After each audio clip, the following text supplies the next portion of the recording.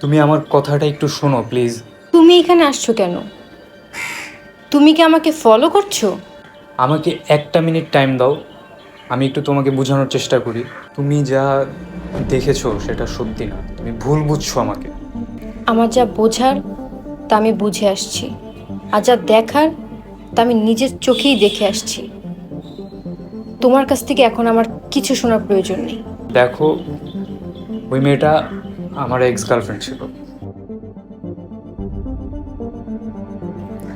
ও তোমার জন্য আমি এখানে ওয়েট করতেছিলাম, ও হঠাৎ করে আমার সামনে চলে আসে, চলে এসে আমার সাথে কথা বলতে শুরু করে। আমি ওকে বলেছিলাম যে আমি তোমার জন্য ওয়েট করছি এখানে।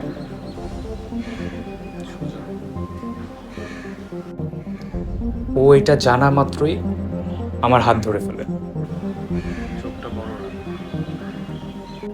আর ওই মুহূর্তেই তুমি ওইখানে আসো, দেখো যে ওই মেয়েটা আমার হাত ধরে আছে। আর আমি কিছু বুঝে ওঠার আগেই তুমি ওখান থেকে চলে যাবে। আর এই সবের পরে ও আমার দিকে তাকায় মিটি মিটি হাসে।